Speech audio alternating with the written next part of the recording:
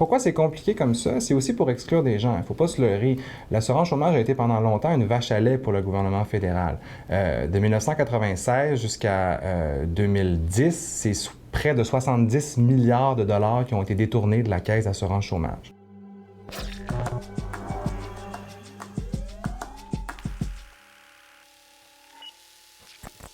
Le MAC de Montréal est un organisme communautaire qui défend les droits des sans-emploi, donc plus précisément les travailleurs et travailleuses qui ont maille à partir avec le régime d'assurance chômage.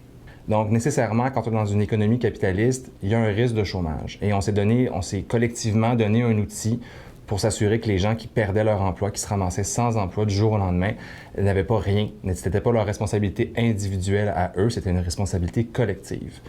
Malgré ce principe-là, on a un système qui a subi des contre-réformes, des attaques des différents gouvernements fédéraux, que ce soit libéral ou conservateur, dans les 30 dernières années.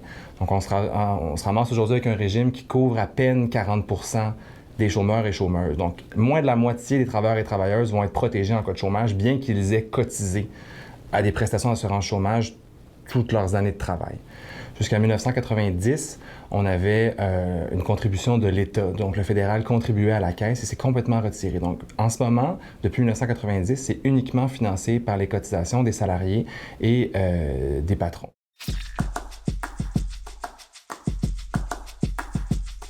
Dès qu'on démissionne, on n'a pas le droit au chômage. Donc, il y a plusieurs cas de gens qui démissionnent, par exemple, pour des cas de harcèlement, de pratiques de l'employeur contraire au droit, qui vont se ramasser avec absolument rien quand ils quitteront leur travail. En ce moment, c'est uniquement les salariés, donc les gens qui cotisent sur l'assurance chômage, qui vont être protégés. Donc, ça exclut les travailleurs autonomes, et ça exclut aussi les travailleurs à la demande, qu'on appelle aussi les gig workers. Les critères sont très sévères à l'assurance chômage. Nous, c'est quelque chose qu'on dénonce depuis plus de 30 ans. Pour avoir accès à l'assurance chômage, il faut avoir travaillé un certain nombre d'heures dans la dernière année. On veut vérifier si les personnes appartiennent au marché du travail. Ce critère-là, de nombre de temps travaillé dans la dernière année, a plus que doublé depuis 25 ans. Donc oui, le régime est difficile d'accès pour les travailleurs et travailleuses qui sont précaires. On peut s'imaginer qu'une personne qui travaille à temps partiel, au salaire minimum, va se ramasser avec 55% de vraiment pas grand-chose. Qui sont ces travailleurs et travailleuses précaires? C'est encore en 2021 en majorité des femmes et des personnes immigrantes. La pandémie a révélé toutes les tares et toutes les lacunes du système d'assurance chômage. Le gouvernement Trudeau n'a pas eu le choix, avec l'arrivée de la pandémie, de créer la prestation canadienne d'urgence, la PCU, parce qu'ils se sont vite rendus compte que le système d'assurance chômage était inadéquat, qu'en couvrant à peine 40% des travailleurs et travailleuses, c'était des millions de Canadiens et Canadiennes qui allaient se ramasser avec rien. Donc, l'arrivée de la PCU, c'est un constat d'échec de l'assurance chômage. Ça a été dit noir sur blanc par le ministre Jean-Yves Duclos, actuel président du Conseil du Trésor, anciennement ministre responsable du chômage, qui a dit « Nous aurions dû faire une réforme, nous ne l'avons pas fait, on l'a échappé, le filet social est troué. » Donc la pandémie, ça a été un grand révélateur de l'échec du programme d'assurance chômage. Le gouvernement Trudeau s'est engagé à faire une réforme de l'assurance chômage. On attendait de voir les résultats des élections, savoir si le gouvernement libéral allait être réélu. On sait maintenant qu'il l'est. Par contre, on connaît mal le calendrier, on connaît mal le contenu de la réforme. C'est un peu une promesse qui est très large. On promet d'améliorer l'admissibilité, de permettre à plus de personnes, de plus de travailleurs et de travailleuses de toucher l'assurance chômage. On promet aussi d'aller couvrir les travailleurs et travailleuses autonomes ainsi que les gig workers, donc le travail à la demande, les Uber et autres plateformes comme ça. On promet de les inclure. Mais sur la mécanique, on n'a aucune idée comment ils veulent faire ça. Il va y avoir des mobilisations autour de cette réforme-là, notamment pour inciter les gens à participer aux consultations. Le Mouvement Action Chômage va déposer un mémoire. Il risque d'avoir des manifestations, des mobilisations, mais on est encore à l'élaboration du plan de match parce que la réforme là est même pas dessinée. On ne sait même pas à quoi réagir encore.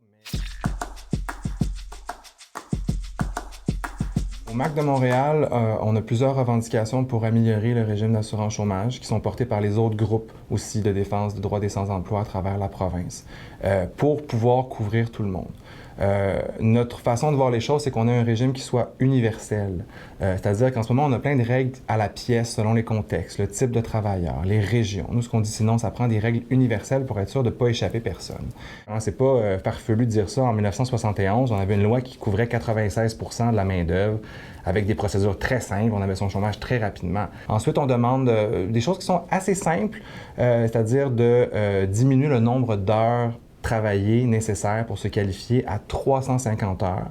Avant la pandémie, on pouvait exiger jusqu'à 700 heures. Nous, on demande 350 heures. On demande un taux de prestation à 70 au lieu de 55 justement pour permettre aux gens de sortir un peu la tête de l'eau et d'être capable de se trouver un emploi qui est convenable. Le MAC revendique aussi 35 semaines minimum de prestations, contrairement au minimum actuel qui est de 14. 14 semaines, c'est vraiment pas très long pour se revirer sur un dixaine.